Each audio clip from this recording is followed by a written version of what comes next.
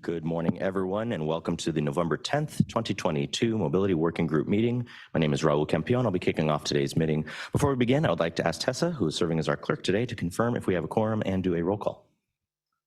Good morning. I would like to do a roll call first.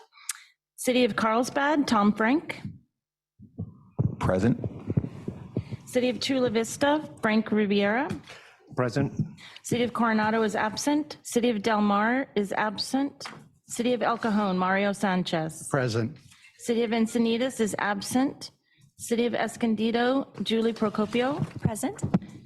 City of Imperial Beach, City of La Mesa, City of Lemon Grove, and City of National City are all absent. City of Oceanside, Abe Chen. Present. City of Poway is absent. City of San Diego, Jorge Riveros. Present. City of San Marcos is absent. City of Santee, Minji Mai. Present. City of Solana Beach is absent. City of Vista, absent. County of San Diego, Lynette Tessitore. Present. North County Transit District, Katie Persons. Present. Metropolitan Transit System, Matt Marquez. Present. Port of San Diego, Lisa Madsen. Present. Airport Authority, Brendan Reed. Present. And advisory members Caltrans, DOD, and Southern California Tribal are, in fact, are absent. That does confirm a quorum. Thank you very much, Clerk. Before we get into our agenda items, I'd like to review the meeting process for both the working group members as well as members of the public who wish to participate. For working group members, when you'd like to speak, please raise your hand. I'll call on you by name. Tessa, can we please give a quick reminder to the public on how public comments will be working today? Thank you. Of course, the public can provide both live comments and in-person and virtual comments at today's meeting. If you're a member of the public in the room, please submit a speaker slip to me prior to the item being called. If you're joining via Zoom, please raise your virtual hand and you will be called upon either by the name that you joined with or the last 3 digits of your phone number. We will take all in-person commenters first and then virtual on each item. Thank you, Chair. Thank you. Do any members of the working group have any questions before we continue? Yes, please. Is this under general comments or public comments? Yes. Yeah, so I have an item, and in the interest of innovative concepts, I guess it would be, which is a later item, but this is not directly related. In the interest of efficiency and transportation demand management, I would ask, is there a Brown Act issue on to why we're having the meetings in person only and not have the virtual option? I would look to Sandag staff or council for that. I'm happy to answer that, Chair. Thank you.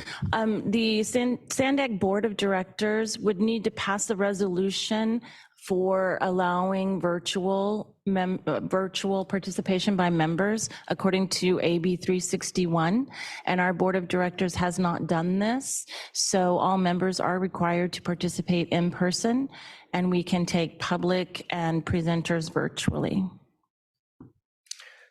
Okay, and I'm not sure if I'm able to provide a motion or a request for a motion, or if that would be later in the meeting, but I would, my objective would be to consider having the board make a motion to that effect to allow us to have virtual options. And the rationale is I actually like meeting in person. There's a lot of probably these meetings where we're getting informational items, and as a matter of practice, like my staff, we provide a lot of flexibility so that we can so we could reduce our vehicles miles traveled.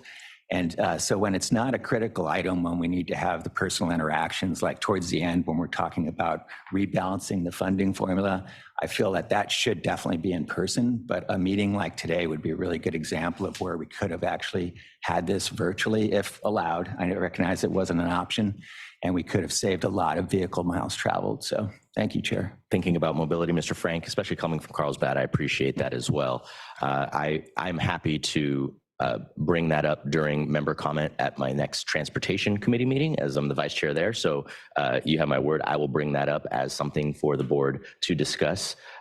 Can't promise on how they might decide to go forward with that. I know we're probably going to be having new members given elections leading to different municipalities, putting new members onto the boards and different committees, but I will absolutely bring that up. And I completely agree with you that with particular items, reducing our greenhouse gas emissions, saving costs for our cities, all those sorts of things are important things to consider. So great point, and thank you for bringing that up.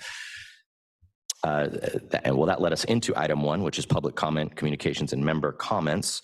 Members of the public have this opportunity now to address the working group based on items within the jurisdiction of Sandag that are not on today's agenda. Are there any other working group members who have a comment or question at this time? Seeing none, do we have any comments from the public? Clerk. There are no public commenters on this item. Understood. We will now move on to item number 2, which is approval of the meeting minutes. Are there any comments or questions as to the September 8th minutes? If not, I will seek a motion. Frank Rivera, City of Chula Vista. I have a comment. Yes, thank you. And the meeting minutes and on the attendance list, my last name is misspelled. If the record will just be corrected for that, those are my only comments. Clerk, do we have to have a motion to approve with an amendment to that, or is that a Scrivener's change? It's an administrative error, and it can be corrected without amending the minutes. Wonderful. Thank you very much for that. And we apologize for that misspelling. Thank you. Do we have any other comments on the minutes? So I'll make a motion to approve the meeting minutes. I'm sorry. I had one comment as well on the minutes. It looks like we're not listed in the September meeting, and I believe we were present. Can you check that? Yes, I'm looking here. It looks like it goes City of Chula Vista, City of Coronado, but I don't see Carlsbad on the confirmed attendance. Is that what you're speaking about? Yes. Understood. Thank you. That's correct, Chair, and that is another administrative error that I caught prior to this meeting, but I did not have the opportunity to update the minutes. We will make sure that it is amended to include the City of Carlsbad and whether they were in attendance or not. Very good. Thank you very much again. We have a motion. Do we have a second? Second. Thank you very much. Having a motion and a second. Any further comments? Seeing none, all in favor. Are we doing a roll call or a hand raise? Please raise your hand if you are voting in approval of the motion. I'm seeing 10 yes votes, all no, all abstentions.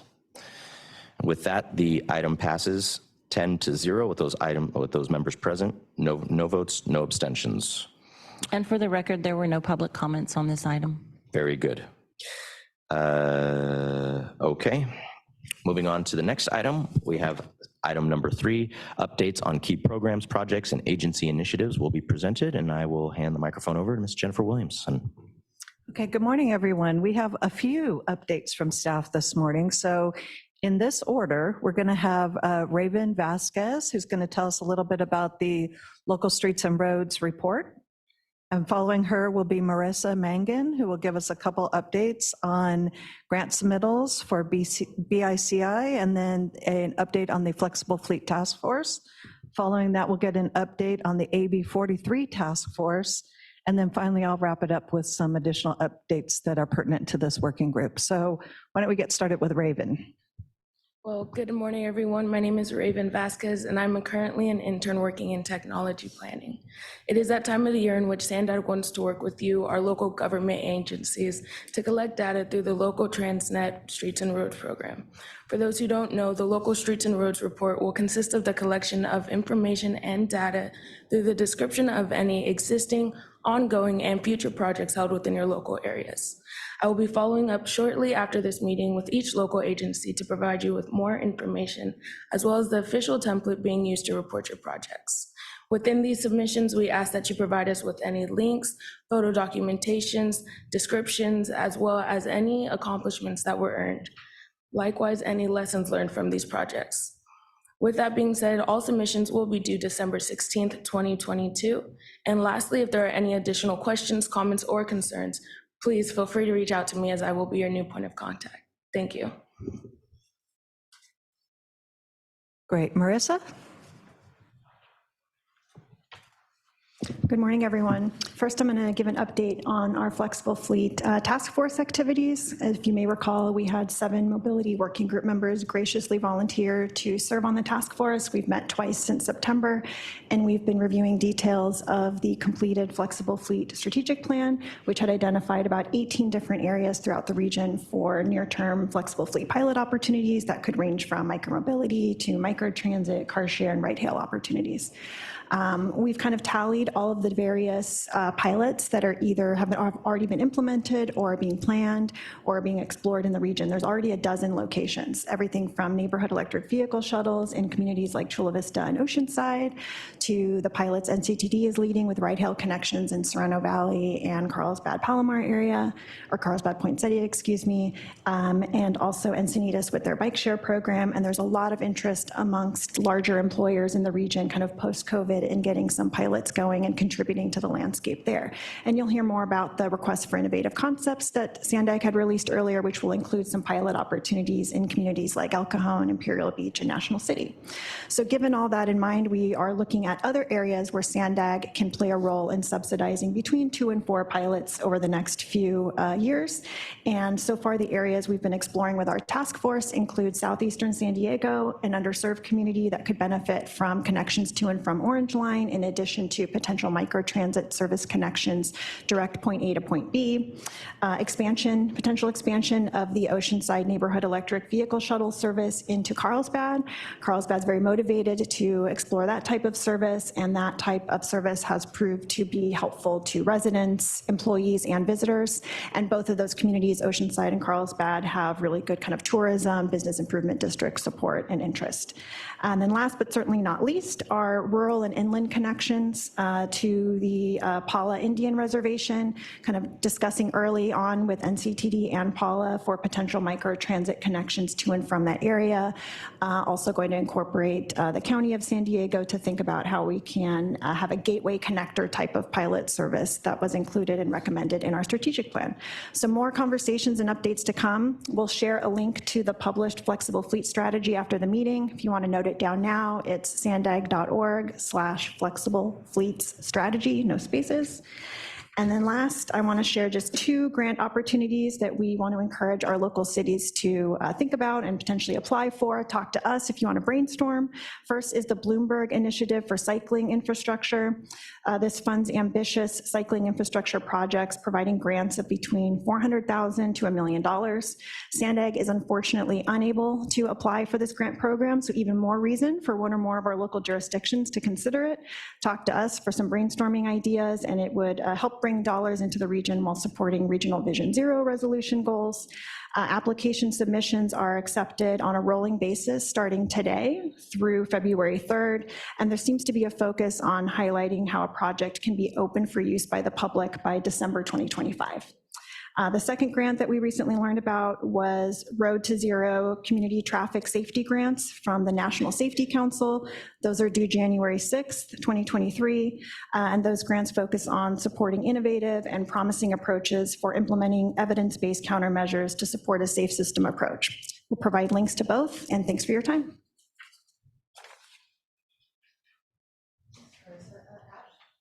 Sorry, thanks, Marissa. Ashley? Hello, I'm going to be providing an update for Josh Clark on the AB 43 task force. At their quarterly meeting on November 3rd, 2022, the California Traffic Control Devices Committee approved major revisions related to the speed limit settings in the California Vehicle Code and in the California MUTCD. These major updates incorporated the Mobility Working Group's recommendations for the Assembly Bill 43 related recommendations letter back in July, specifically concerning the definitions of safety corridor and land or facilities generating high concentrations of bicyclists and pedestrians. So we'll also be providing a link to this agenda item in an email later on today, and you will see that these updates and revisions are all captured in the agenda item in attachments E. For example, the application of speed limits reductions will be in attachment F and attachment G, and I will provide all of this in an email. Thank you. Thanks so much, Ashley. Okay, so on to our Transnet subcommittee, and I get to give you this update. We had our first kickoff meeting last week, and basically at that meeting, we just discussed the overall schedule, the work plan and the process for providing input on the proposed amendments. We'll be bringing back from the Transnet Subcommittee an item to this working group to discuss, what is being talked about on the different ordinance amendments. And that should happen later this year. Our next subcommittee meeting will happen on November 16th from 3 to 4:30. And if you are not on the subcommittee, I just want to make a reminder that the subcommittee is really meant to be made up of members of this committee specifically, or their alternates. So we can't, include staff in the subcommittee meetings at this time. And then the other item is that you guys get to have another meeting. I know you'll be excited about that. So we have the joint working group meeting. If you'll recall, when we launched the 2021 regional plan, we brought all the working groups together at the Central Library. And so in advance of the 2025 plan, we are going to bring you all back together again to get your input on the 2025 regional plan. And that will happen on February 9th. From 10 to 12. So just depending on how many items we have for January, we may cancel January's meeting, but we'll figure that out later. And so that's all I have, Chair. Thank you. Thank you very much, and thank you to Raven, Marissa, and Ashley for your presentations as well. Do we have any comment from the members on any of these items? Seeing no hands, are there any comments from the public? There are no public comments on this item. Thank you very much. Seeing no hands, we will now move on to item number 4. Thank you very much for the presentation. Item number 4 is Fixing America's Surface Transportation Act Performance Management and Safety Targets. And we will now be hearing from Mr. Sam Sanford, Senior Regional Planner with SANDAG. Mr. Sanford, please take it away.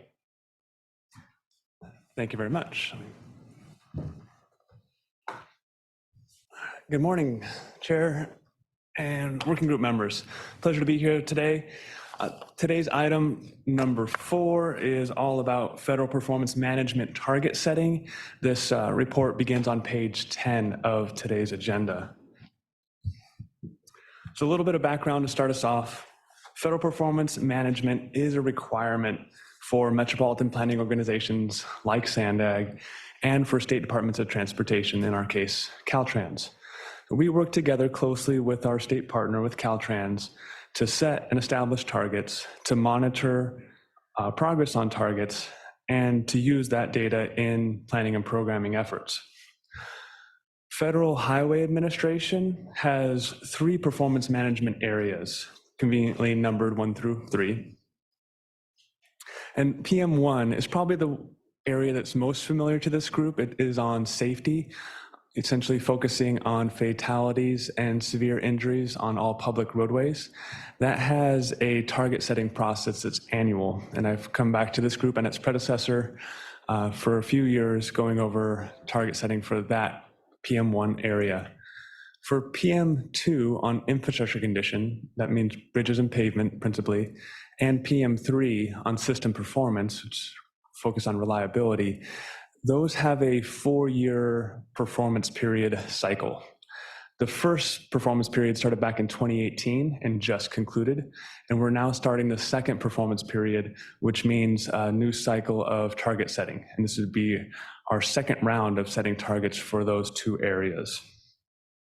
So for all 3 of these performance areas, SANDAG has the option of setting, or I should say, of supporting the state targets that are established by Caltrans, or developing and supporting regional targets. Today's item is a discussion on the target setting options for both Performance Management Area 1 and Performance Management Area 2. These 2 areas has statewide targets that are established by Caltrans, and SANDAG has 180 days from that establishment date to decide whether to support the state targets or develop our regional targets. For PM3 on system performance, Caltrans has not yet established statewide targets and is requesting input on how aggressive or conservative their targets should be. As I go through the presentation, I'll provide staff's recommendation for each of these areas, and at the end, I'll record any comments or ideas the group may have on preferred directions. Before jumping into the PM areas, I quickly want to show where and how these data are brought into planning and programming. So starting with the regional plan on the progress and monitoring and support tracking, each regional plan has a federal system performance report. And in this instance, we're looking at the covers from the 2021 regional plan. That report lives in Appendix O, and it essentially tracks all observed data that's available and the targets and our progress to those targets. This report includes all the performance areas for the Federal Highway Administration, which is the subject of today's item. It also includes performance management areas for Federal Transit Administration in that same report. On the programming side, we have our Regional Transportation Improvement Program. Here we're looking at the 2023 program. This also includes an appendix, in this case it's Appendix H, that documents how the program in its entirety supports target achievement. By working with project sponsors, SANDAG is able to pull out the projects that are helping support target achievement. And then we submit that documentation to Caltrans. So moving to Performance Management Area 1 on safety targets. First, a little bit of background on our safety efforts. So SANDAG is initiating a Vision Zero effort that will include a safety data dashboard, a Vision Zero action plan, and safety policy considerations. The safety dashboard will support the Vision Zero action plan in addition to addressing Transnet triennial performance audit recommendations and supporting the state of the commute. Staff has applied for grant funding for developing the Vision Zero action plan, and we'll know more about this grant status in early 2023, and we'll be coming back to this group in 2023 with more information about this effort. Because of the nexus between this effort and the PM1 area, I wanted to take a moment to go over those updates. So PM1 includes 5 performance measures listed here on the left-hand side of the slide that cover the number of fatalities and fatality rate, the number of serious injury rate, and then lastly, a combined measure that looks at non-motorized fatalities and serious injuries. Moving to the right, there's arrows indicating the desired direction that we'd want those targets and our performance to be. And then further right, we actually have Caltrans target for 2023. It's based on a 5-year rolling average, and that's why we see decimal points on all the measures themselves. And then the last column is the percent change, essentially indicating how the target value compares to prior. And they're all focused on reductions in these 5 measures. Now, in light that SANDAG is working on developing a safety program with Vision Zero, however, this process is just initiating and we do not have a product or a program in place. Staff's recommendation is to continue to support the statewide targets, and then we can revisit the discussion about making regional targets once we have a safety program within our region. For the prior cycles of PM1, which started in 2018, SANDAG has elected to support the statewide targets. Moving to Performance Management Area 2, infrastructure condition. For both Performance Management Area 2 and 3, these focus on a subset of our transportation network called the National Highway System. And that principally consists of the interstates, the state highways, and then a select number of prime arterials, and then roadways that connect to multimodal facilities. So the map here is also included as attachment 2 of today's report, has details of what the National Highway System is. So all the measures are limited to that network. PM2, the first 2 measures are on bridges, and essentially the measures look at the percent of bridges that are in good condition and the percent of bridges that are in poor condition, and that data is normalized by the deck area of the bridge. So essentially equalizing large bridges and smaller bridges. Caltrans did a very large effort to reach out to MPOs and other stakeholders to better understand and establish these targets.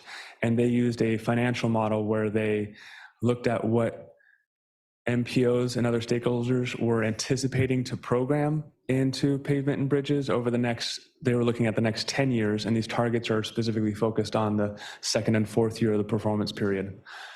But in this case, we can see what the second year target and fourth year target are for the state.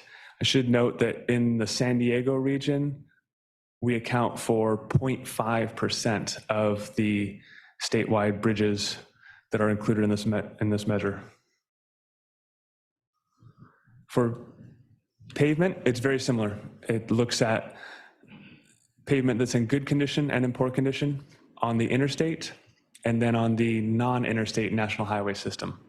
Again, the direction arrows indicate where we want to be, and then the Caltrans statewide targets are listed to the far right-hand side. Now, staff recommends on PM2 that we also continue to support the statewide targets, as much of this of these assets are actually on the state system and are not responsibility of local agencies, and we do not have a program for pavement and bridges in our region at this time to change what's already programmed or in the course of programming for affecting these targets. And I neglected to mention on the pavement side, the San Diego region accounts for 1.8% of all the NHS roadways. Last one here, PM3 on system performance. And this one's looking at reliability. First, reliability on the interstate, followed by reliability on the non-interstate NHS. And then the last one on there is the truck travel time index, which, and has the direction arrows there of where the desired direction would be. For this area, Caltrans, again, has not established a statewide target. They're asking for input on preferred direction. Staff's recommendation is to take a conservative approach on this target setting process. The rationale behind that is the baseline data, which is data that they're required to use by the federal rules, is from 2021. And the roadway performance in 2021 was still influenced by some of the pandemic impacts as far as reduction in travel. Roadways were much more reliable than they were, say, in 2019. Looking back at 2019 compared to 2021, there's about an 8 percentage point difference. So starting from the 21 data, Caltrans has 3 options that they're looking at: 0% change, 0.5% change, 1% change. Improvement over conditions that are already very good conditions relative to 2019. So as more data becomes available, we're already seeing travel patterns return to more normal conditions or more pre-pandemic conditions. And it is expected that some of the reliabilities that we've seen of a benefit for the last few years are going to start to decline.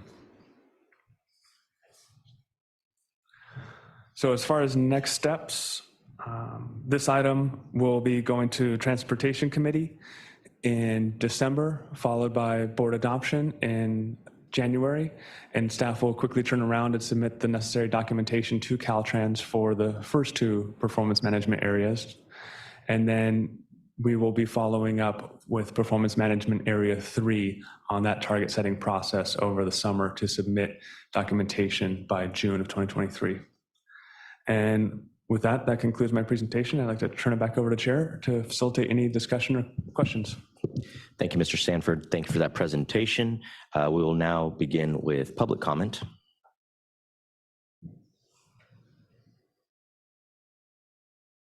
There are no public comments on this item. Do we have one person for in-person public comment, it looks like.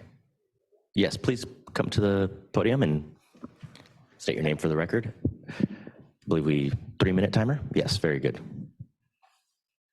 Good morning, everyone. My name is Claudia Brizuela. I'm a senior traffic engineer for the city of San Diego. It's not so much a comment, it's more of a question. If I'm allowed to ask questions, I was curious how we measure reliability. So I know performance measure 3 was based on reliability. Is that based on normal travel time during a specific period and then measured during off-peak, its relation to off-peak, or if you wouldn't mind maybe answering that question. We'll make sure to answer that question as soon as the public comment period ends, but Great, if you have thank other you. comments or questions, please go ahead and ask them. That's it. Thank you. Okay, thank you very much. Are there any further public comments? Seeing none, all right, we will now go to member questions and comments, and I will start us off by reiterating our traffic engineer's question there about the issue of reliability. I saw that word too, and I thought to myself, what is that measure? But Mr. Sanford, if you have an answer to that question, please. Yeah, so the actual measures themselves are set in the rule from Federal Highway Administration about how it is calculated, and then they provide a data set that's based on observed travel speeds and times over certain distances. And essentially we look at the difference between a free flow and non-free flow for those segments, and then essentially sum that information up.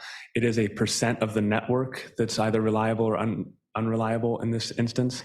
So essentially it takes little pieces of them and sums them up. And I'm happy to provide that documentation to City of San Diego for how that's calculated and the data itself as well. That would be very helpful, thank you.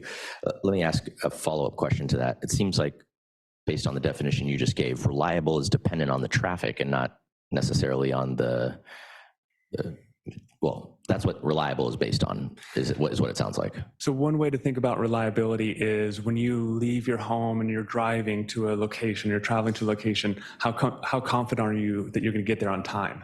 You know, some days you get there plenty of time, you don't need to leave early just in case.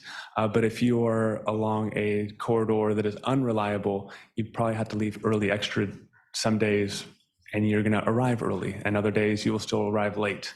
So it's how consistent is that travel? Understood. Okay. Thank you very much for that. Are there any questions from the members? Yes, please, Mr. Frank. I'm not sure if it's questions, but more comments. So, Absolutely, I don't comments. have any. I support staff's recommendation to support the state's targets at this time, but I did have some comments in regards to safety items, and particularly PM3.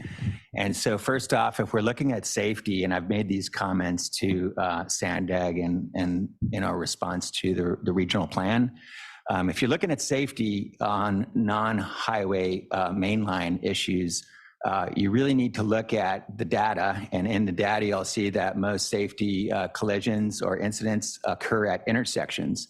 And so there's actually a federal highway FHWA program to accelerate the implementation of roundabouts as the preferred intersection control. And our state Caltrans, they have a really good deputy directive. And then actually California Manual of Uniform Traffic Control Devices, which the cities use. That's the guidelines that the cities use to implement proper and uniform traffic control device implementation, like signage and striping.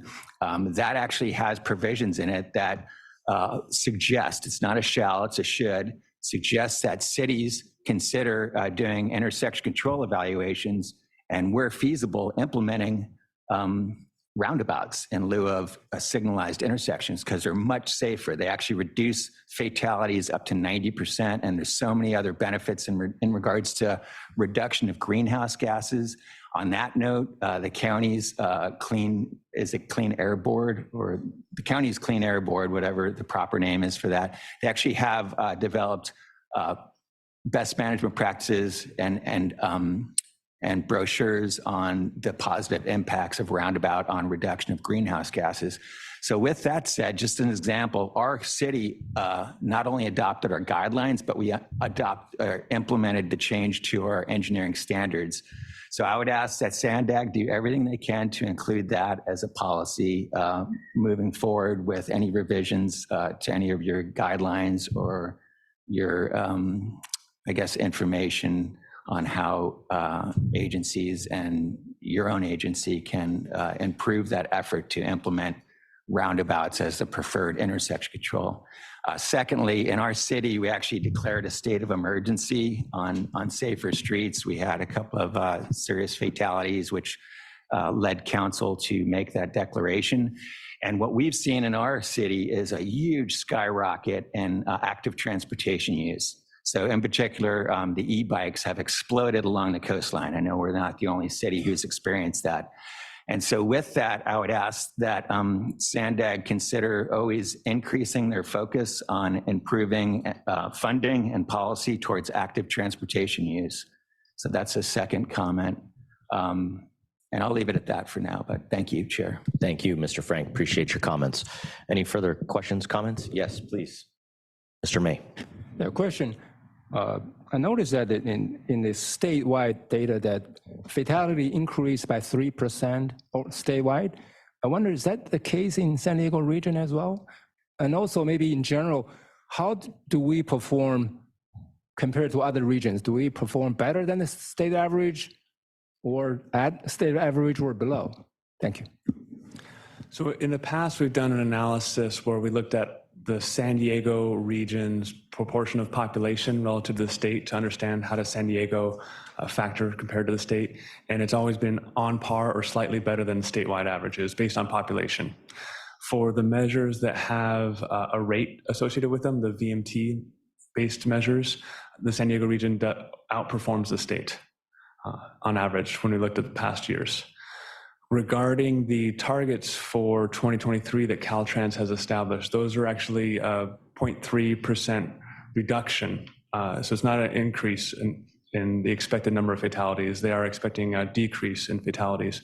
And to establish that target, they did look at the available data for safety.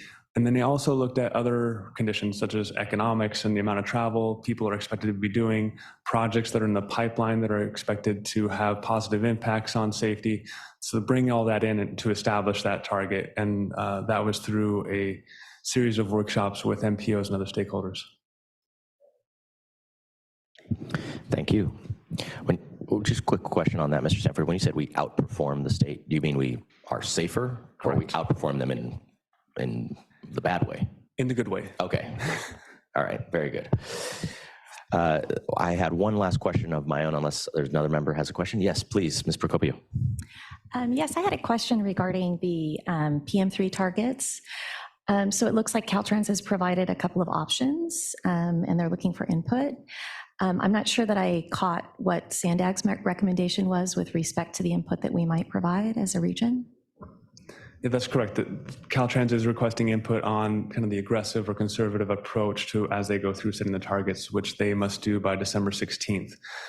Staff's recommendation is to keep the conservative approach, which is kind of the top listing number on there, which is a 0% change. The rationale for that is that the baseline data that they are required to use in establishing those targets is from 2021, still has pandemic travel influences on it. So when we look at that reliability numbers, that percentage is about 8% higher, like more reliable than it was in 2019. So just holding those 2021 numbers would be a tremendous achievement going forward over the next 4 years. So projecting to try and improve that even further, the staff's thought that that might be a step too far. And that makes sense to me, for sure. Just a second question with respect to the safety data. So there has been a national trend, and it certainly is locally been observed that there's been an increase in unsafe driver behavior as a result of and after the pandemic. And so we know that we're seeing higher fatality numbers as a result of those behaviors that we're seeing. And so I'm wondering, what is the time period over which SANDAG has evaluated this data? And does it take into account what has happened during and after the pandemic? So the statewide targets were established over the summer of 2022 for Caltrans.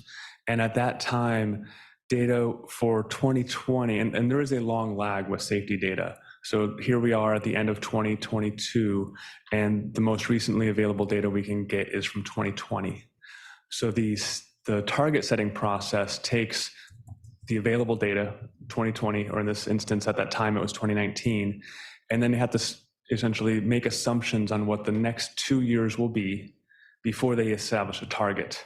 So the target is a ways off on a chart if you're looking left or right on how that will progress. So the data comes from the Statewide Integrated Traffic Record System, or SWITRS, which is managed by CHP.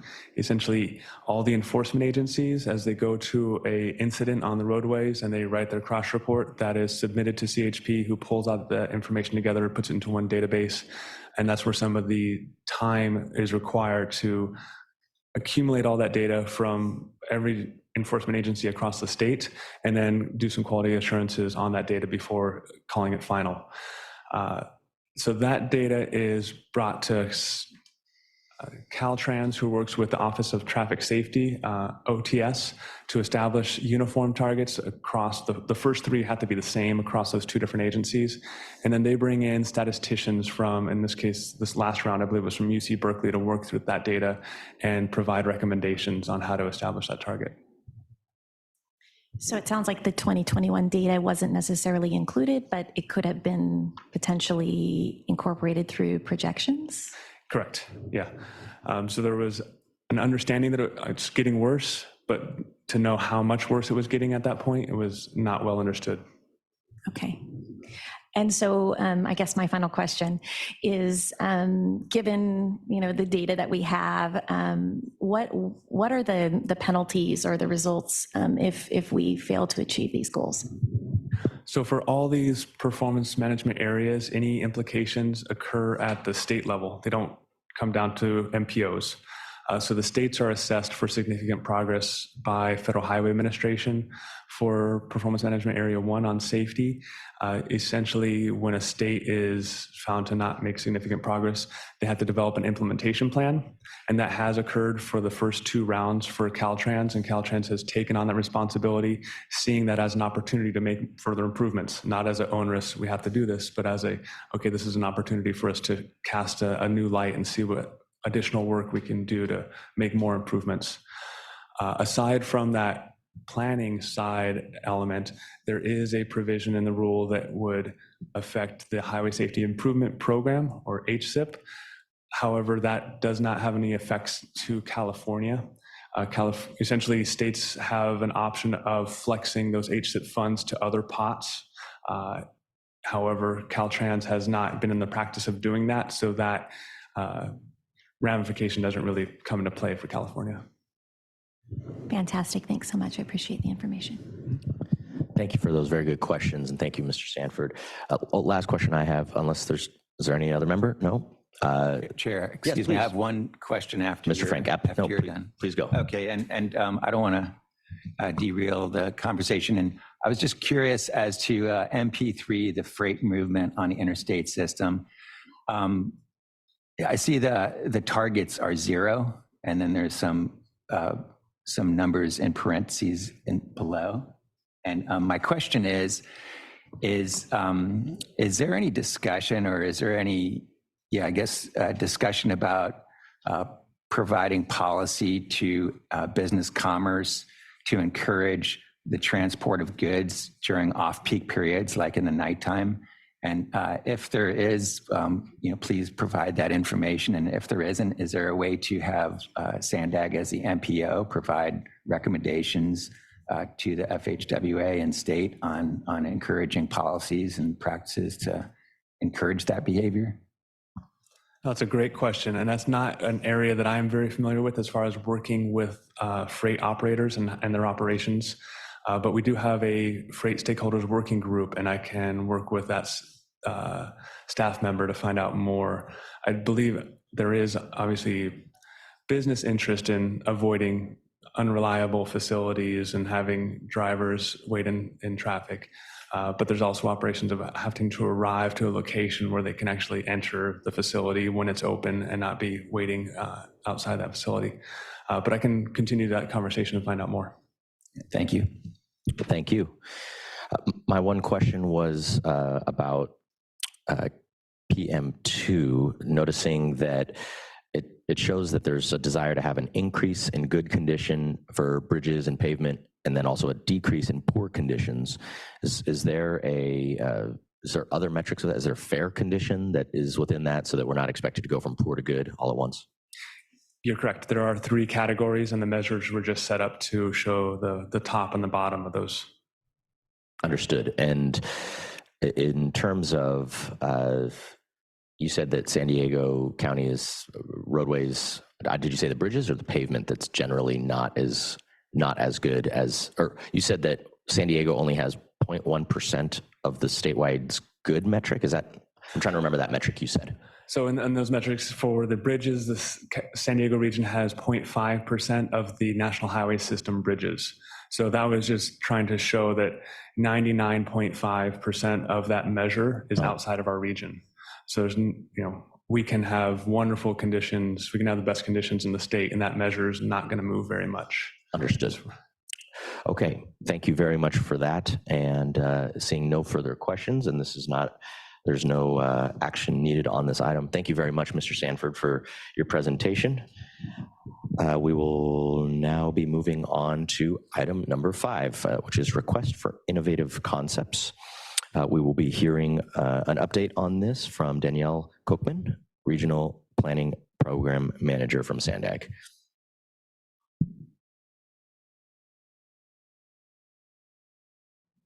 Ms. Kochman, sorry, I mispronounced your name. You're not the first one. No problem. Thank you. Good morning, everybody. I'm really glad to finally be here. This is the, I was on the previous agenda as well, and we didn't have time to get to my item. And so excited to finally be here to talk about the request for innovative concept with you today. SANDAG was really looking for a new way that we could look at procurement so that we could incorporate the newest technology, the newest project delivery methods, and really see the vision for our regional plan come to life. We have aggressive climate goals from our state mandates, as you know, and achieving that vision through our regional plan means building a lot of projects, delivering a lot, and it will really rely on the newest technology, which is constantly evolving. So what we did was we issued what we called a request for innovative concepts. We wanted to create an opportunity to collaborate with the private sector to see how we could incorporate new technology. And so we issued that October 1st of 2021, so a little over a year ago, and asked for submissions from teams that would provide projects, that would deliver projects that were envisioned in the regional plan. We asked them, to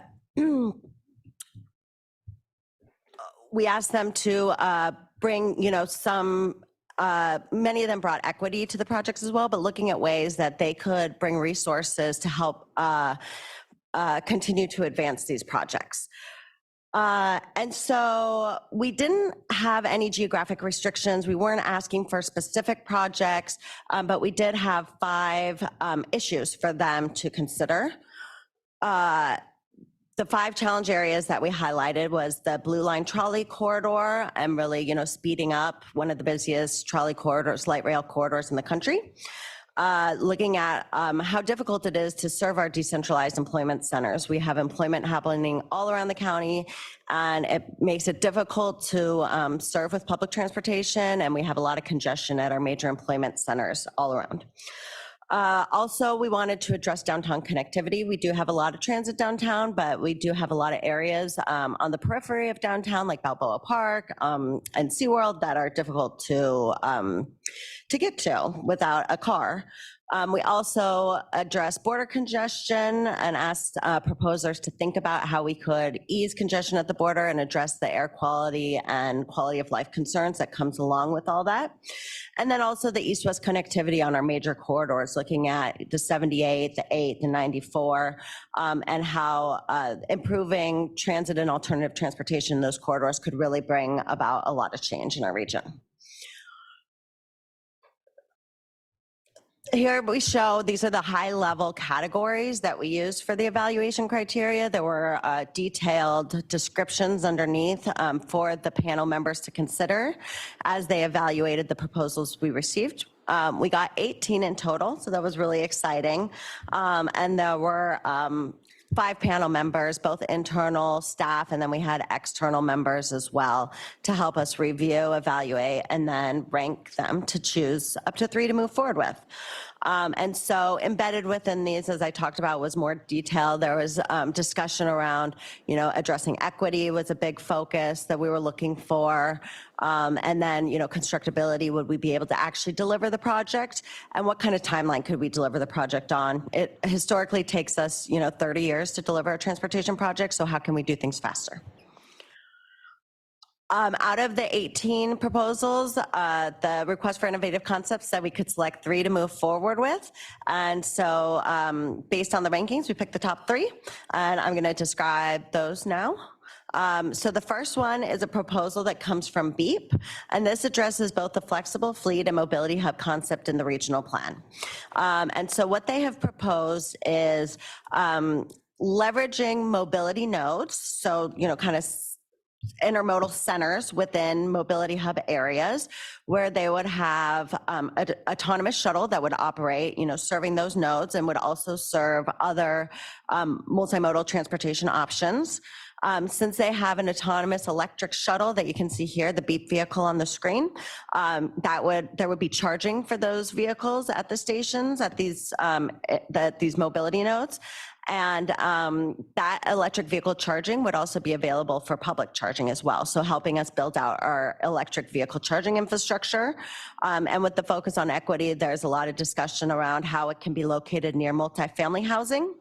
So that people that wouldn't have regular access to EV charging, as we transition as a state towards more and more electric vehicles, we could, help make that more available. And so these nodes would also include some of the mobility hub amenities that we talk about a lot, looking at things like Wi-Fi and next bus and next, shuttle arrival time signs and package delivery options and things like that. So really helping to bring our vision around flexible fleets and mobility hubs to life. And they have equity partners on their team, TESIAC, and since their initial proposal, they also added STAR. So they're looking at financing against future revenues that would come from the electric vehicle charging, and also the revenue that they could generate off of the land in order to actually bring the project to life in advance.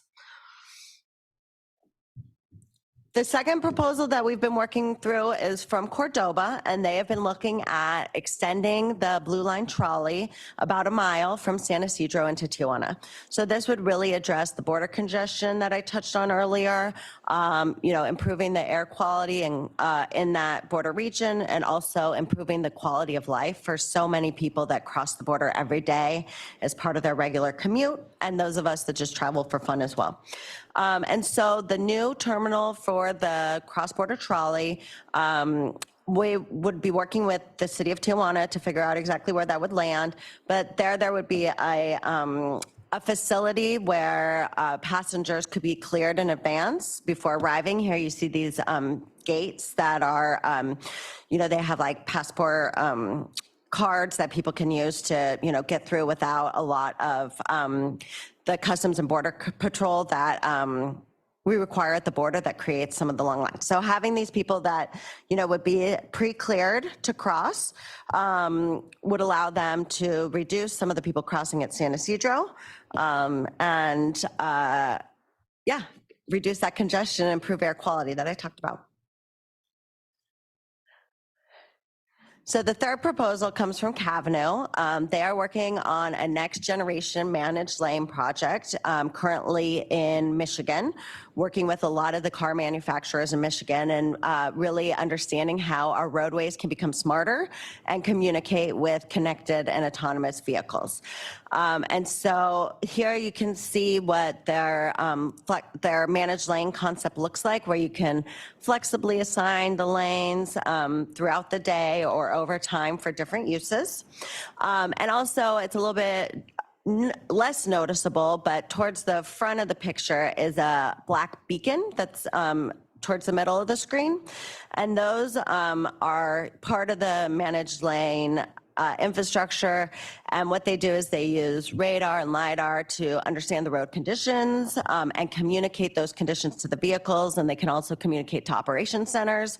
So if there's, a hazard, something falls out of a vehicle and lands in the road, we can get that information where it needs to go without somebody needing to pick up their phone and call and let you know that there's a couch in the middle of the freeway. And so we have been working with Cavnu. Obviously, their deployment that they're working on in Michigan is really focused on coordinating with the car manufacturers, as I mentioned, because that's a really big industry there. In San Diego, looking at, a really different focus on how can we use these types of lanes and this type of technology to really prioritize public transportation. And so how can we increase travel times for public transit, increase reliability, and really showcase how managed lanes can work for the entire system. Oh, I didn't realize I had added. So you can see there how the actual beacon works. This slide is pretty complicated, but you get there's kind of 3 different levels that they are sensing different things about the road conditions to communicate to the vehicles and also to operation centers. I can share that with you, Tom, if you want to. I think these are actually all online, aren't they? Yeah.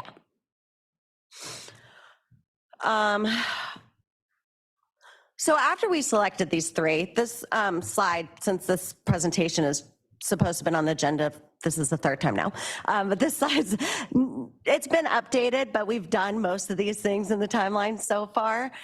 We had a networking event after we had selected the 3 to collaborate with.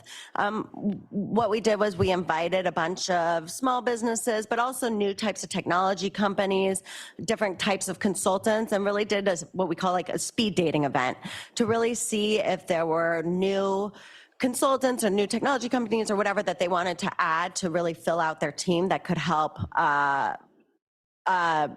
improve their concept. We had the community fair. I think it was actually October 9th. All time has blurred together. I hope you guys were at the community fair. It was a lot of fun. But at the community fair, these 3 teams presented their idea, and they also hosted booths where they collected feedback from the community and really were able to incorporate ideas that they heard there and, some of the concerns that people had around their commutes and congestion and transportation concerns in the region to make sure that their concepts are really addressing those. So now we are looking at receiving their innovative concept submissions by the end of today, is when they are due from all 3 of these teams. And then we have another panel that is assessing these teams. At this point, we're not competing against each other with the 3. We can move forward with all 3 into, a agreement to begin pre-development around these projects at this point. And so really it's about, are there major red flags that would be cause for concern about whether or not we want to move forward? And so we have brought in some, stakeholders to review them from the outside. For example, MTS is going to help us with feedback on the MTS one and Caltrans with the Cavnu project. So we can really understand, the possibilities of these projects to move forward. And then after we assess these, we are bringing the staff recommendations for the board to consider about whether or not we want to move forward with these on the December 2nd meeting. And then from there, we can recommend, as I mentioned, to move forward with 1, 2, or 3 of the proposals or none, if all of them, are really kind of concerning. But I think based on the work that we've been doing to collaborate with these teams over the last few months, we're pretty excited about all of them and seem like good options. And then, once we get board approval to move forward, we would be looking at, identifying funding sources for additional staff resources and beginning to figure out what a partnership agreement looks like. So that concludes my report, and I can take any comments or questions at this time. Thank you very much for that. I'll get my submission in today. Do we have any public comment? There are no public comments on this item. Any members in the public here who wanted to speak on this? No. We have any committee members who'd like to ask questions or make comments? Yes, please. Thank you, and great presentation. I give Sandag staff kudos because especially with these, it's, you don't want to be on the bleeding edge, you want to be on the leading edge. And so it seems like you're trying to walk that fine balance. Just on the BEEP concept, can you just share how maybe broader like state regulations on autonomous vehicles and where they can or can't operate, how that's maybe influencing how you might move forward with that? Yeah, so BEEP currently does have, just to be aware, they do have operations. They have passenger operations in Florida. So talking about that, like leading edge, we wouldn't be like their first deployment. So that's good news. But, within the state, we do have, multiple regulating agencies. And the biggest kind of holdback right now is the CPUC, the Public Utilities Commission. So they have a permitting process that allows for using autonomous vehicles to provide passenger service.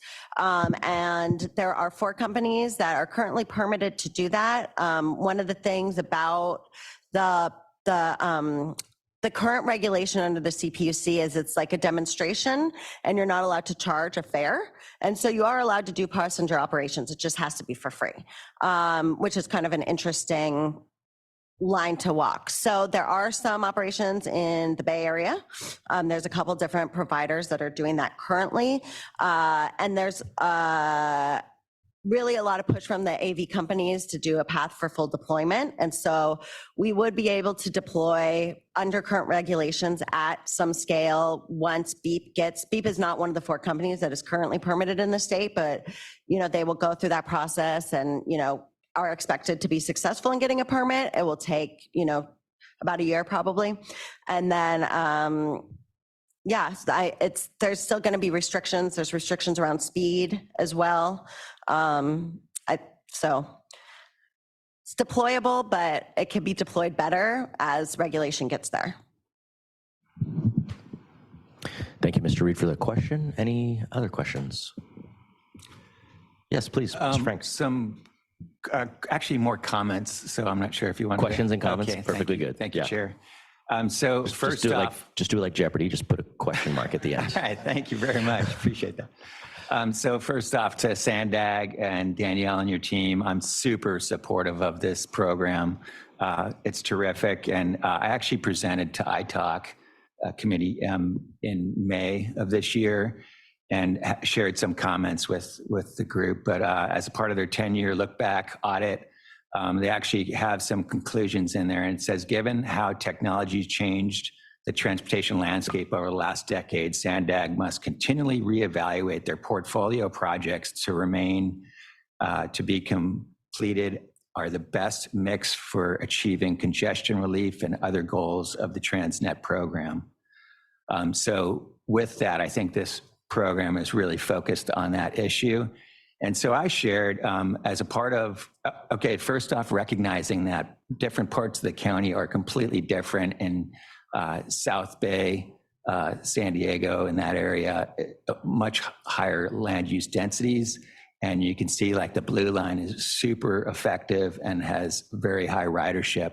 In North County, we don't have that issue. We have a lower density landscape like land use zoning, and our ridership is unfortunately not as high on our transit options. So with that, we struggle on how can we best provide our constituents with most cost-effective service. So this program offers some light. And so I wanted to share, and I've shared this with Sandag and the regional board during their regional plan update, and I will share it again during the relook at the regional plan update. And there's a great opportunity, I think, that needs to be further studied in line with this Flexible Fleet Option 3, which I believe recently changed its name. And that is the flexible fleet option that would utilize the managed lane concept. So on the NCC corridor, the NCC program, in that approved EIR, there's actually an additional managed lane within that EIR, that approved EIR. So ultimately, it would be 8 lanes of general purpose lanes and then 4 managed lanes. So what you have out there today is 2 managed lanes. And they actually built the bridge at San Alejo to its full width so it can accommodate the ultimate, which is very smart on Sandag and Caltrans part, because you don't want to open up a project of that nature twice. It's a super expensive project, very invasive to commuter times. And so very, very kudos for accomplishing that large project. So with that, what I'm asking further study and consideration on is there's an extra managed lane that could be constructed. And if you dedicate that to a program like this, where you have a fast, fair, clean, and efficient public transit option for flexible fleets, I believe it would be very, very successful, and it would be good for all of Sandag's objectives. So yeah, I would just like to put that in the record. Please consider that in future updates. And I really look forward to tracking this program and being a part of the discussion. Thank you. Thank you. Thank you, Mr. Frank. Any further comments or questions? Seeing none, thank you very much for the presentation, and we look forward to hearing about all the submissions and seeing what the recommendations are coming up in the next few months. Moving over to item number 6, we'll now hear an overview on the San Ysidro Mobility Hub from Zach Hernandez, Associate Regional Planner with Sandag. Mr. Hernandez, thank you for being here, and go ahead. Thank you, Chair Campillo and members of the working group. Like the chair just mentioned, my name is Zach Hernandez. I'm a regional planner here at Sandag. I work in the mobility planning team, which is managed by this group's very own Jennifer Williamson. But I'm really excited to be here today. I really appreciate this being agendized because this is a project that as an agency, we're super excited about. As a region, we should be excited about. And it's something that we're trying to bring a lot of strategic thought into. So today is kind of just intended to be a project introduction, just a description of how we're approaching this work. A quick status update on where we are today, and then kind of a look ahead to what's to come. So we're really looking forward to any insight, any input, suggestions from this group as we go throughout the process. But see if I can manage this without breaking anything.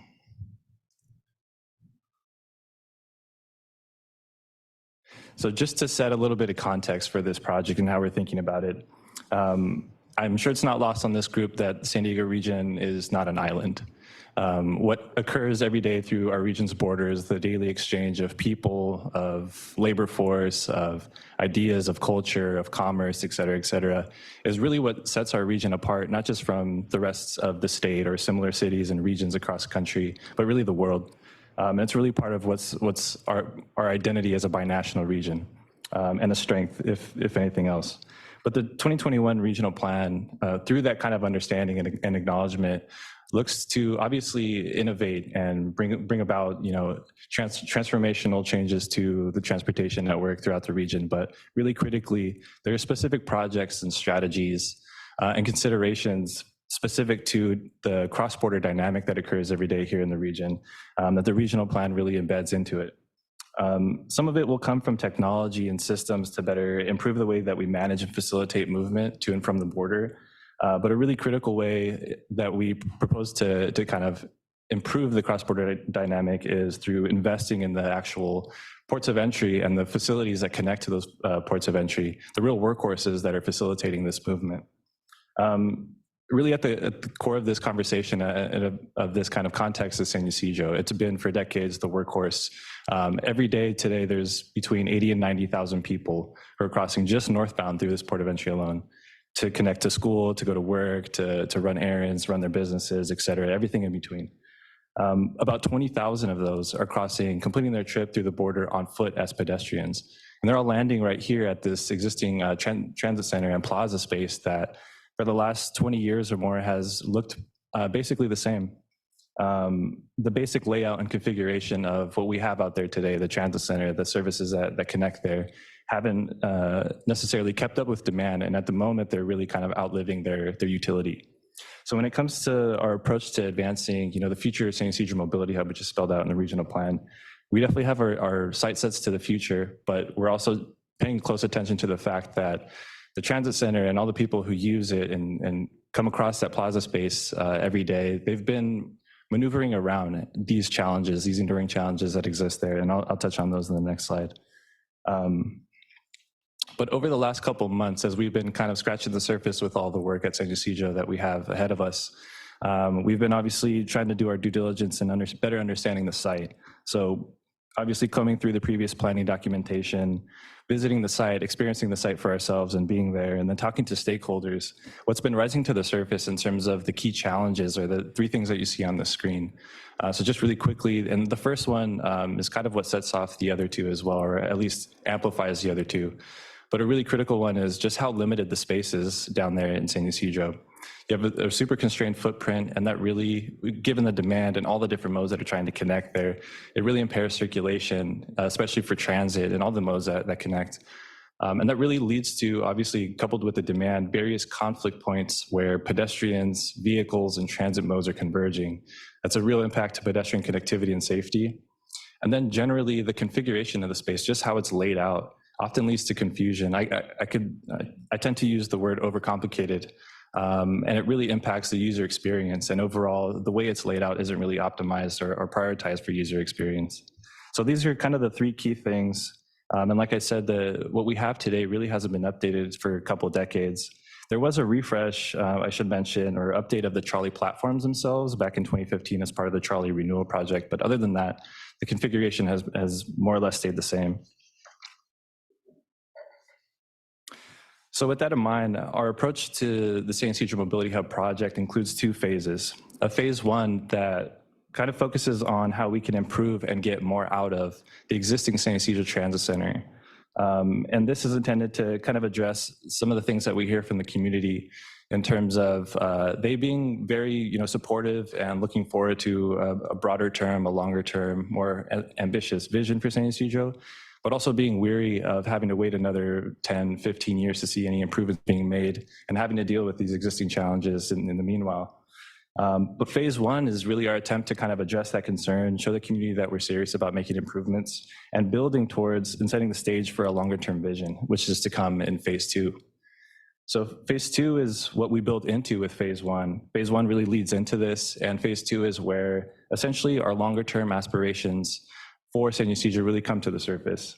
And this is where we get to kind of incorporate a broader array of design, land use, and mobility considerations to really build something state of the art. I know that's a kind of a overused buzzword or buzz phrase, but that's really what we're looking to do at San Ysidro because it's such a critical piece of the region and because so many people are using it today, and we're anticipating that to continue in the future. But the vision for the future mobility hub, and this is work that's still to come, but what we have kind of in our thinking so far is that it's obviously going to incorporate the mobility connections that are spelled out in the regional plan, showcasing human-centered and innovative design, human-centered design to reflect kind of the binational and cultural significance of the site, and exploring also land use opportunities within and also near the mobility hub itself that are both going to benefit from and also support the investments that we make in mobility infrastructure there. But this is also phase two, kind of where we get to take a more detailed look at considering scenarios where there may be a proposed or a potential cross-border trolley that we may need to design and accommodate. What does that look like? How could we go about doing that and designing for that? So that's what's to come for phase two. At the moment, just to give you a quick overview of where we are in terms of status, phase one is where we are right now. And so the planning work for this is ongoing. We kicked this off a couple months ago, and we're looking to wrap up by potentially spring next year. So that's what you see on the screen here. And then kind of the name of the game for phase one is turning dirt in the near term, really designing for something that's feasible, that we can really realistically move on in the near term. This is within 5-10 years. For some of the measures, some of the elements within this potential concept, potentially even sooner. But that's to kind of build momentum towards phase two while really addressing the existing challenges and making substantive change to the existing transit center. And like I said, it builds into the phase two, which we're anticipating to start next year. But just to kind of give you an overview of our approach to the project, this slide more or less captures that. And in terms of where we are, we're kind of scratching the surface with the planning work right now for phase one. So focused really quickly on phase one, we talked about the site challenges, the three kind of critical things that we're looking to address. In the middle here, we have the project goals. These are just the overarching things that we're using to kind of guide our work. The first two are kind of self-explanatory or kind of a given. So we obviously want to improve the site, improve mobility, safety, and access, improve the user experience. And the third one, just to kind of highlight this, is we want to prime the site for near-term investment. So really what's driving this is looking to make improvements that improve operations in the near term, sooner rather than later. But this is kind of what's guiding our work. And then the more tangible things, the objectives that we're looking to kind of goalpost ourselves to are obviously increasing capacity for transit. So how can we serve more people via transit, via alternative modes? Potentially, we might look at ways that we can create more space for other mobility options. By doing so, we're also looking at how can we do it in a way that removes or reduces those conflict points and that those things that impact the pedestrian experience and pedestrian connectivity. And also redesigning the plaza space, looking at ways that we can prioritize user experience. Maybe that means consolidating and streamlining some of the existing services that are kind of laid out, strewn out across the plaza space right now, potentially showcasing some mobility hub features as well. But just in a nutshell, this is somewhat of our North Star, with at least the phase one, focus on the phase one of this project. And then if the last slide was kind of our North Star, this is somewhat of our roadmap, at least focus on phase one and the planning work that's ongoing now. On screen, you see a handful of tasks that we have laid out to get us to that spring next year kind of finalizing point. But obviously, like I mentioned, we kicked this project off a couple months ago. We've gotten started with some of the stakeholder and public outreach, and that'll continue throughout the duration of the project. The work that we're looking to wrap up pretty soon is just kind of our due diligence, understanding the existing conditions, the challenges, putting our heads together to determine, how in a planning framework can we assess performance, and what are the criteria that kind of communicate how the site is operating, and how eventually when we get to concepts and things that we might like to do, how can we measure performance or anticipate performance. Kind of the core, the meat of the current planning study is task 4. And this is where we take a first stab at putting together concepts, putting them together in a draft form to then vet through, very robust public outreach, refining them through public outreach, running some analysis to help us understand the pros and cons, which ones kind of give us the best bang for the buck, and then kind of determining what might be the preferred solution moving forward. And we're giving ourselves plenty of time for this process to kind of play out.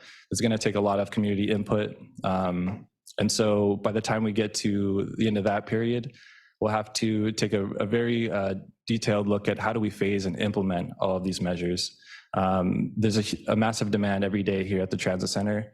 And similar to how the General Services Administration, the federal government, modernized the actual port of entry itself, there was a really, really big need to plan it out and phase it out in a way that didn't impact the day-to-day operations. So the same thing here, we're gonna have to come up with a really detailed strategy on how to do that. Task 6 is a conceptual engineering package, and this is just us trying to get a head start on the environmental and design process so we can be expeditious through that and actually turn dirt in the near term. And then the last task is kind of self-explanatory, wrapping things up, and then going back out to the community to talk about how the process went, where we kind of landed with things, and then a look ahead to how does this lead into the longer term planning for the mobility hub. So that's in a nutshell what we have planned out for phase 1. And just really quickly, I'll touch on our general approach to outreach, just to kind of highlight a couple of things.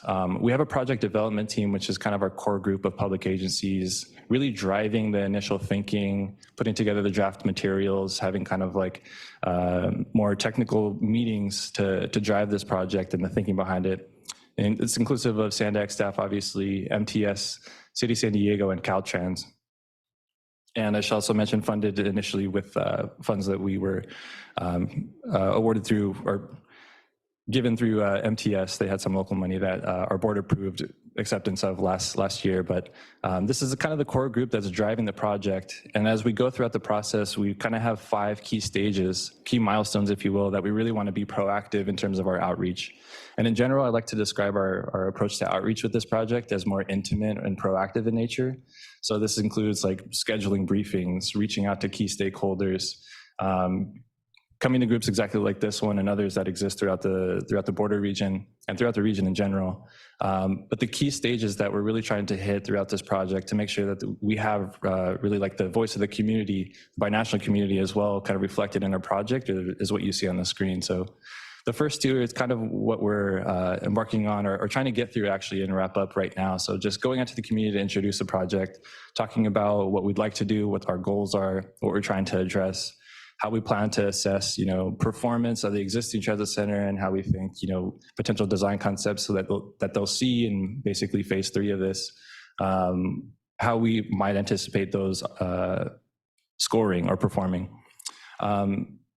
Phase 3 or wave 3, if you will, is kind of the fun stuff where we get to share our preliminary concepts. And so, like I mentioned, the PDT over to the left is really taking the first stab at that. And then through an iterative process and reaching out to the community and getting public input, we're refining those concepts as we go. And then we'll come back, stage 4 here, sharing those refined design concepts, discussing how the input was integrated, and talking about how they were assessed and analyzed, and highlighting what we think might be the preferred solution. And then 5 is kind of the wrap up, sharing the key outcomes, discussing next steps, how we plan to implement this thing, and looking ahead to phase 2 of the mobility hub planning activities and getting people excited about that as well. And just as a last kind of content slide, we know San Ysidro obviously is located on the international border, and the transit center is immediately adjacent. But the breadth and array of stakeholders that this project touches and that this piece of the region kind of touches spans, way beyond the border. And this is just a quick kind of list, non-exhaustive list of just the stakeholders that we started to identify, put down on paper, reach out to. And every day and every time we go out and do outreach and briefings and presentations, this list grows and we get more points of contact to reach out to. But just to say, this is a really critical piece of our region, and we understand that stakeholder outreach is a really big piece of this. So I'll just wrap it up by mentioning one quick thing about where we are with outreach. So for more information for the time being, you can reach out to me directly. As of a couple of days ago, you can also email sanysidro@sandag.org, and then you'll get follow-up actually from myself. But we're also looking to launch pretty soon, in the next couple of weeks, a project webpage where we'll use that as a platform to really get materials out to the community, get their input, et cetera. So that's still to come, just keep it on your radar. But I'll leave it at that and happy to answer any questions. Thank you, Mr. Hernandez. Do we have any public comment at this time, clerk? There are no public comments on this item. Very good. Do we have any comments or questions from members of the committee? Seeing none, Mr. Hernandez, I just want to say thank you for the presentation. This past week, I was in Valencia, Spain for the World Design Organization's World Design Capital Forum, which San Diego and Tijuana are going to have in 2024. And one of the biggest questions that we got from urban planners and designers from Helsinki and Taipei and Turin and all over the world was, you guys are a binational community and you have a border crossing, and San Ysidro is the hub of all that. And so I know that in the next year or two, this particular item is going to be have a lot of attention on it, simply as a matter of curiosity of how we manage people and commerce and culture across this. So just not that you need to be told that this that what you're focusing on is hugely important, but I want you to know there's a lot of people around the world who now know about it based on some presentations that I and my deputy chief of staff gave to those urban planners. And so maybe expect your LinkedIn to start blowing up so that you can get some questions from people from, if that's where you're seeing it, that's what it's about. But great work, and thank you very much for the presentation.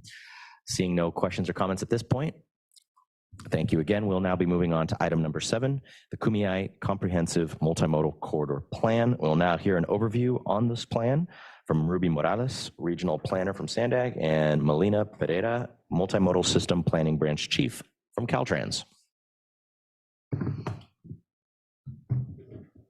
Good morning. Thank you for having us. My name is Ruby Morales, and I'm a regional planner here with Sandag, and I will be presenting on the Kumeyaay Corridor Comprehensive Multimodal Corridor Plan with Melina Pereira, who is the co-project manager, and she's here virtually. And to my left is Monique Chen. She is also a project manager with us, the consultant project manager, and she'll be helping answer any questions at the end. Good morning. And I just want to highlight that this project was named the Kumeyaay Corridor in honor and respect to being located on the traditional, ancestral, and unceded lands of the Kumeyaay people. And so with that, let's see if this works. Okay, so I would just like to start off with a brief overview of the Comprehensive Multimodal Corridor Plans, also known as the CMCPs. In September of 2019, the SANDAG Board of Directors allocated funding to develop 11 corridor plans throughout the region.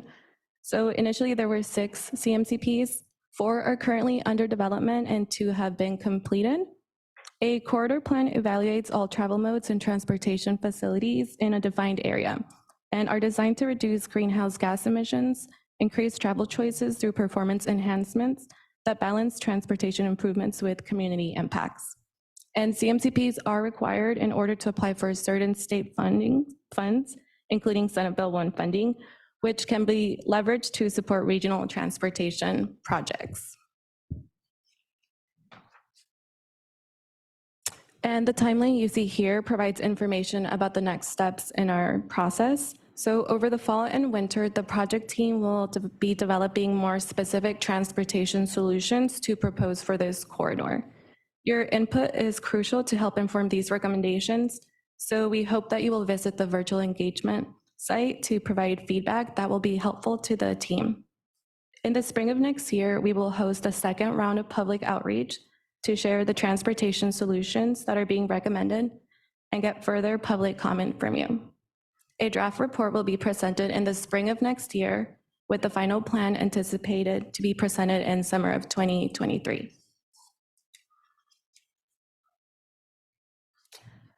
So the dark blue shaded area on this map represents the Kumeyaay Study Area, which is a 2-mile wide east-west transportation corridor that runs along Interstate 8. The study area stretches between the bay and lakeside, a length of approximately 24 miles. An area of influence was also established with the intent of expanding engagement efforts to include the communities of Alpine and tribal communities of the Kumeyaay Nation. Another component of this effort is the Mission Valley Mobility Study, which is funded by the Caltrans Sustainable Transportation Planning Grant Program. In partnership with MTS and the City of San Diego, this study will identify and prioritize near-term mobility needs and focus on transportation services and access options that decrease congestion and improve travel times for all transportation modes. So now let's look at what the data is telling us about our study area. So our study area includes just over 20% of the population, jobs, and housing of the region. The study area also includes a substantial number of seniors, low-income households, and Black, Indigenous people of color.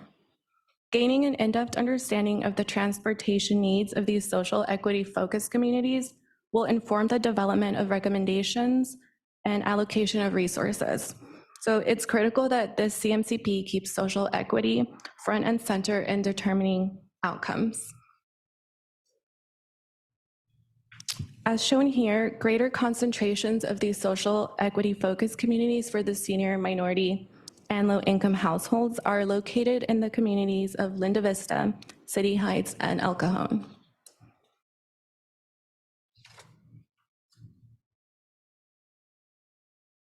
Next, thank you. Understanding travel patterns is vital to providing a transportation network that fulfills the user's needs. So this slide summarizes regional travel flows as they relate to the Kumeyaay Corridor. Out of the 11.4 million trips that occur in the region each day, over 30% or approximately 3.45 million trips start or end within the study area. Of the 3.45 million daily trips, approximately 6% are by people walking, 1% on bicycles, and the remaining 93% in vehicles. And this includes single occupancy cars, carpooling, rideshare, and public transportation. It's important to note that over a third of the 3.45 million trips are for distances less than 2.5 miles. So with the appropriate infrastructure and technology, many of these trips can easily be converted into active transportation or short transit trips. And now I will hand it over to Melina to go over some of the transportation and transit challenges in the area. Thank you, Ruby. Now we will provide a quick summary of some of the pressing challenges related to active transportation, transit, vehicles, and climate. I'll start off with a quick look at active transportation. If you can click to the next slide. Thank you. So physically imposing roadways can limit access for cyclists and pedestrians, and the Kumeyaay corridor is no exception. The study area is aligned with I-8 and contains several other intersecting freeways located throughout the corridor. So there are a limited amount of crossing points over most of these freeways, and when crossing is available, it's often uncomfortable for people walking and bicycling. Another challenge when we look at the active transportation network in the corridor is the lack of facilities serving people of all ages and abilities. So bike routes along 4 to 6 lane roadways can actually deter trips by potential users, and intersections with poorly marked crosswalks may not be comfortable for pedestrians. Next slide, please. A key challenge in this corridor is limited access to transit and high-quality transit services. The image to the right is an accessibility assessment of 7 Green Line trolley stations adjacent to I-8 and the river in Mission Valley. The pink circles represent a half-mile crow flights buffer from each station, while the yellow shapes indicate half-mile travel sheds utilizing the existing network. The stations to the right in the blue dotted circle all have poor accessibility to the south. This is largely due to the lack of north-south infrastructure connections. Alvarado and 70th Street stations along the Green Line are facing similar challenges. So when transit is available, travel times are simply too long. We can see there are several causes for long transit times throughout the corridor. So buses could be stuck in traffic, a need for multiple transfers to reach a destination, or too many stops along a route. So the image on the left highlights this challenge, which shows it taking about 1 hour to get to the Sharp Memorial Hospital from City Heights using transit, while only 15 minutes by car. Next slide. So roadway safety remains a critical concern for the study area. As highlighted in the cluster map on the right, most vehicular collisions are concentrated along freeways and arterials. One example for this is the closely spaced ramps along I-8. At these locations, cars are both entering and exiting the I-8 and changing lanes or weaving at high speeds in short distances in order to merge or exit onto major north-south highways and connectors. Greater traffic volumes are present during morning and evening commutes, which results in congestion and the buildup of traffic on freeways and major arterials. We see this at key exits and off-ramps, most notably in Mission Valley, with lines of cars spilling over onto passing through lanes of the freeway. Next slide. The corridor, much like the region and state, is subject to growing impacts and hazards of climate change. Just to highlight a few, overall temperatures are rising. We had some significant heat waves over the summer, and there will be more frequent and severe heat waves, droughts, and wildfire events that we experience, with impacts already felt across the valley floors and the hillsides of this corridor. Sea levels are rising and flooding will increase as we experience more intense storm events. Portions of the study area, most notably in the west around Mission Valley, exist within 100 and 500-year floodplains of the San Diego River. And these areas are already prone to inland flooding during normal storms. The image to the right shows the effects of last year's winter storm in Fashion Valley and subsequent road closures. So while we develop the CMCP, we will need to focus on the climate stresses that are shown, as these will be the most impactful to the San Diego region. Many of these stresses are inherent to the natural topography and geography of the corridor, but they're exacerbated by the high degree of impervious coverage and the built environment. Next slide. So we're currently gathering input from the community, and we've already completed several outreach events, including the Sandag Community Fair that was mentioned earlier. We've had presentations to the community-based organizations. We had our first virtual public workshop in September. We were at the Linda Vista Farmers Market last week, getting the word out to the community. We're also working very closely with many of your agencies that fall within our study area. We're working with your colleagues in planning and public works to gather input for this corridor plan. So today we want to hear from you. Sandag and Caltrans are utilizing a virtual engagement hub that's available both in English and Spanish for this corridor plan. This website is dedicated to providing updated information and opportunities for you to participate. You can access the Kumeyaay Corridor CMCP site with a smartphone or a computer to provide input and engage with us. On this site, you can take a survey about transportation in the corridor, leave a comment, a question, and also complete an interactive mapping activity. Engagement through Social Pinpoint will be open until December 2nd, so please provide your feedback. And with that, I will pass it back to Ruby to close the presentation. Thank you, Melina. And so this slide shows our outreach that we have been doing. So we have been going to outreach events, and some of them have been in person. And these are some pictures from the Sandag Community Fair that happened on October 9th, as well as the most recent outreach event that we just had in Linda Vista.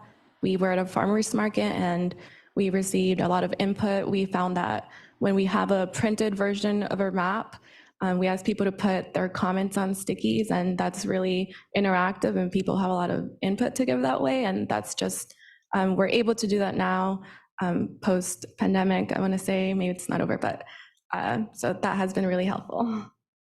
And so we appreciate all feedback. And this slide just shows all the different ways you can connect with us. You can email us, you can text us. If you scan this QR code, it'll take you to our virtual engagement hub, like Melina mentioned. There's a map, and you can drop pins in specific streets, specific intersections, arterials. But yeah, thank you for having us. Thank you for listening to our presentation. And we'd like to open up the floor for any comments or questions that you may have.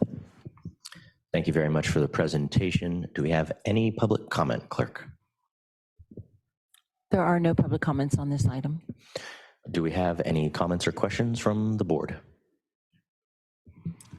Yes, please, Mr. Frank. Chair, if you could pull up slide 10.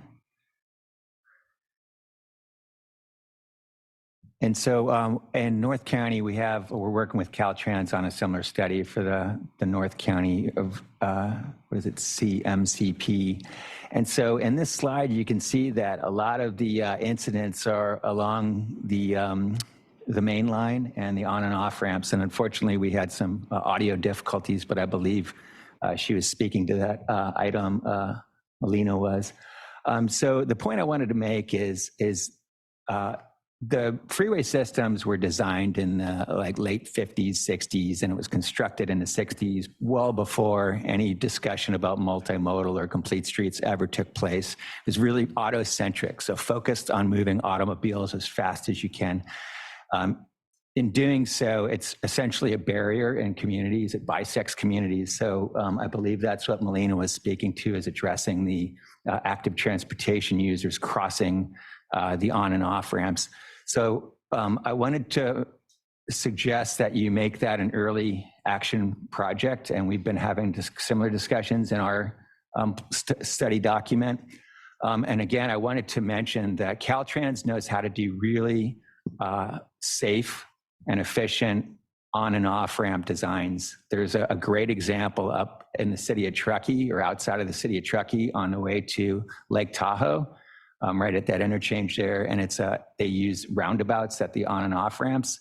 And then again, on your way northbound on I-5, just north of Magic Mountain, and I can give you the cross streets, but I'm sure Caltrans is very well aware of this. There's another interchange just beyond Magic Mountain that has roundabouts. Again, excellent for active transportation users, and really addresses the issue.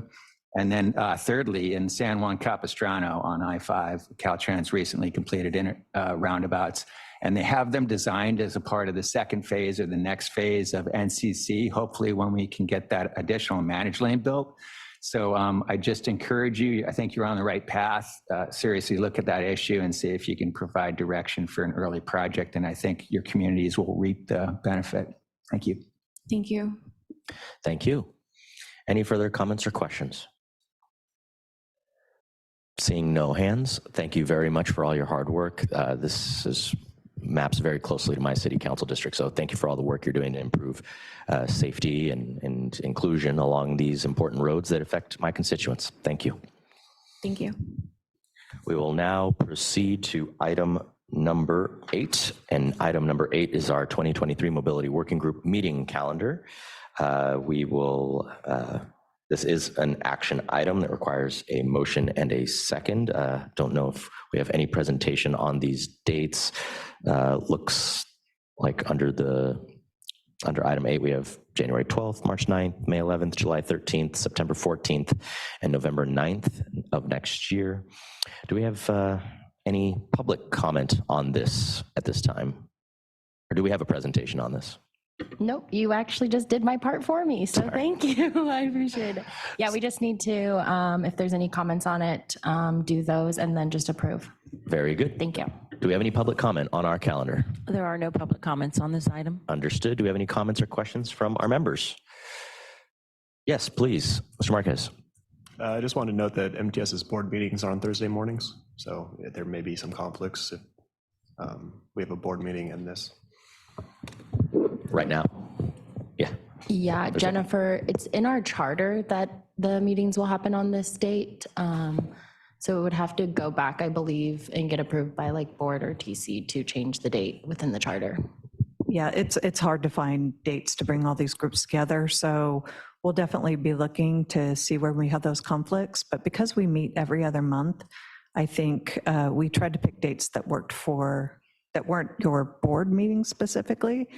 And I'd also like to add that, as I said earlier, we're going to have the joint working group in January. It's not part of our official calendar here, but you will be seeing notice of that. And we would like all of you who can